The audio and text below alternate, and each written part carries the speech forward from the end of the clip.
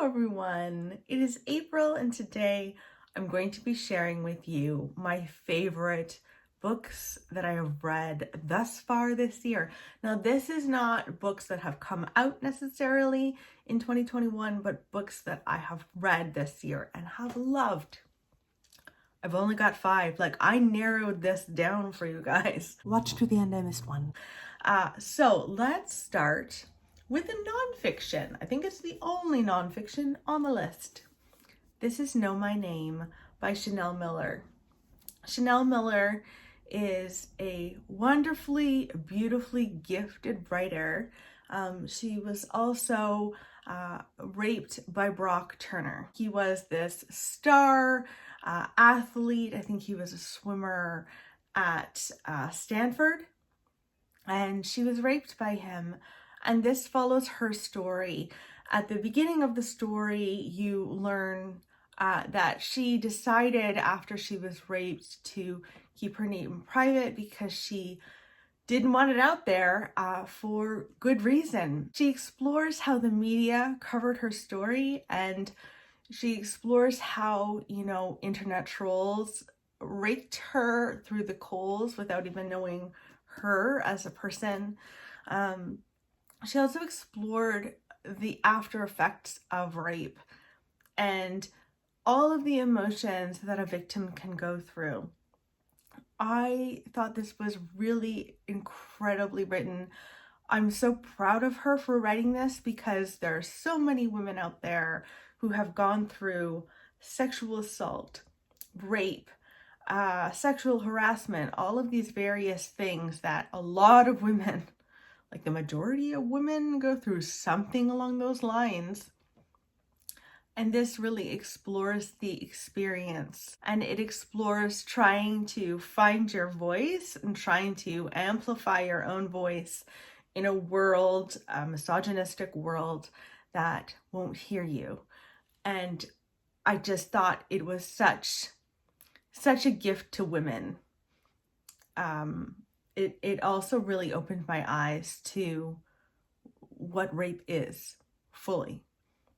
And it was definitely triggering for me.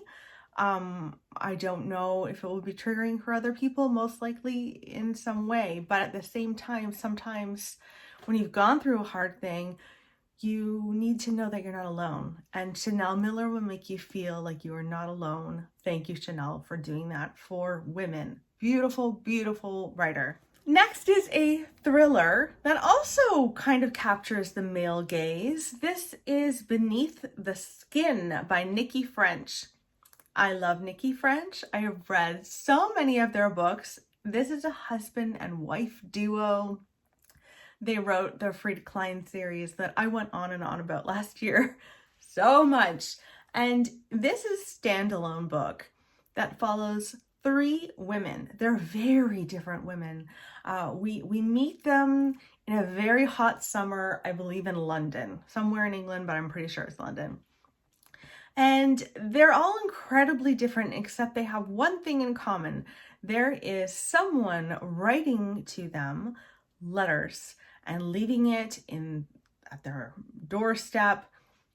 And these letters are complimentary to a certain point. They talk about how beautiful these women are. But then it turns very dark when in the letters this person who's writing them says, "And you're going to die." And so you follow each of the individual women dealing with the letters themselves and reacting to them. Some of them try not to make too big a deal of the letters at first until it becomes too much. It follows them reaching out to the police and asking the police to protect them. It follows the police trying to do that, maybe not doing the best of jobs all the time of that. And it also follows the men in their lives and their reaction to these women being harassed by a stranger. I thought this was absolutely brilliant. You are rooting for each and every one of the women, even though you don't necessarily like all the women. You just know the sinister nature of these letters, and you're rooting for them all. I thought this was a fantastic book. I was like at the edge of my seat, flipping the pages, needing to know what happens next. Next is Mr. Loverman by Bernardine Evaristo. This was my first read of Bernardine Evaristo's. It will not be my last. Mr. Loverman follows a 70-something-year-old man called Barry, and he lives in London. He's part of the Caribbean London community, and he is gay. However, he has been married to a woman named Carmel for years, like years and years and years, and they have children together. They're not happily married by any stretch of the imagination, and he is completely in love with his best friend. Morris and he have been, you know, soulmates their entire lives. However, Barry does not feel like he can come out. He has really struggled with being gay, just in his own head, even outside and inside, he is struggling with being gay. And so that's why he stayed married to Carmel this entire time. So you follow his perspective. You also follow Carmel's perspective some of the time, who believes that her husband is cheating on her, but she believes he's cheating on her with a bunch of women, which is not the case. And it really explores Barry coming out and understanding his truth and like getting up the gumption to divorce his wife and leave her for his soulmate. It is funny. It is heartbreaking. I loved Barry, but I also found him frustrating at times because he can be homophobic. He can be misogynistic. But at the same time, you see that he wants to learn, and you see that he's open-minded to expanding and learning more about the world from a different perspective and opening his heart. And so because of that, it's really hard to stay mad at him, even when he says the most horrendous things. I just loved Mr. Loverman so much. Next is a historical fiction book called The Pull of the Stars by Emma Donoghue.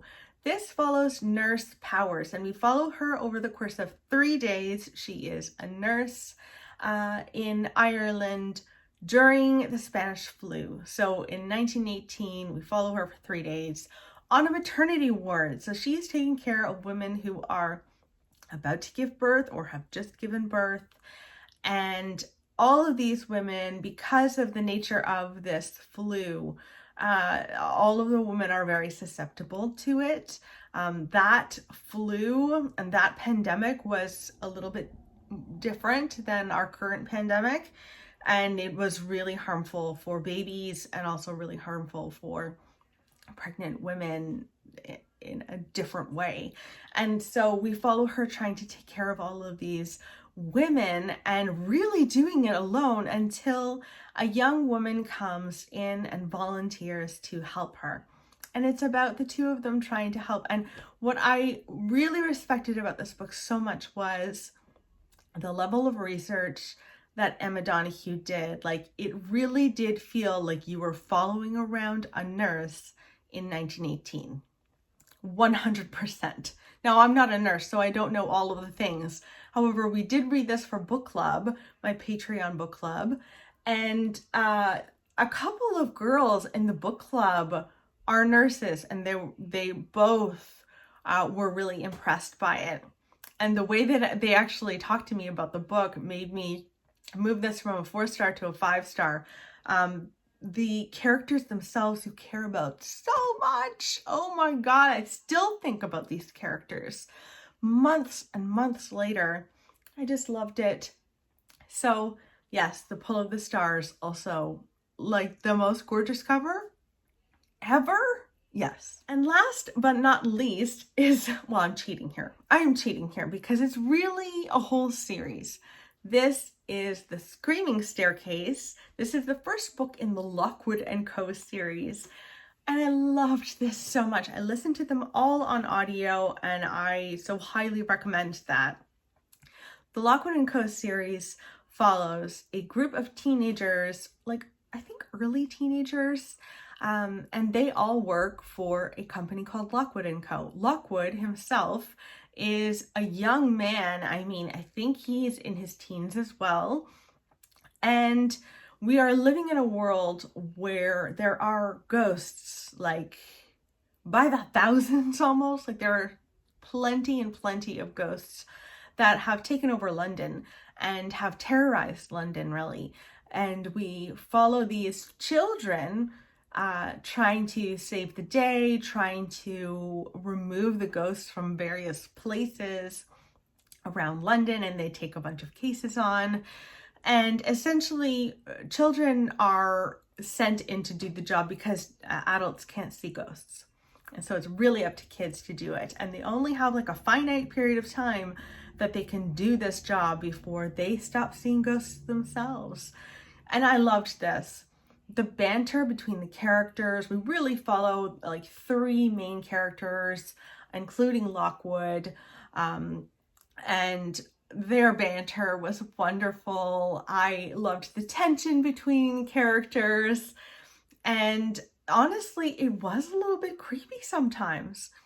It's definitely something that by the time I ended the series, I think there are 5 in the series, I felt sad. Like I genuinely was like, oh, it's over now. Okay. But he has other books that he's written, so I'll probably start to listen to those as well. And I might just listen to all of this all over again because it was that good. I so highly recommend it. Well, guys, I 100% am losing my mind because I forgot a book that I loved this year. It is absolutely one of my favorite books that I've read this year. A Keeper by Graham Norton, or Morton in my mind. A Keeper is a book that goes back and forwards in time. I love it when that happens. It takes place in Ireland. We follow a woman in present time who lives in New York, left this small town in Ireland that she grew up in, left her mom. Her mom was a single mom, and her mom passed away. And so she goes back to her house to kind of clean up and, you know, go through the things in the house. And when she's there, she finds a stack of letters.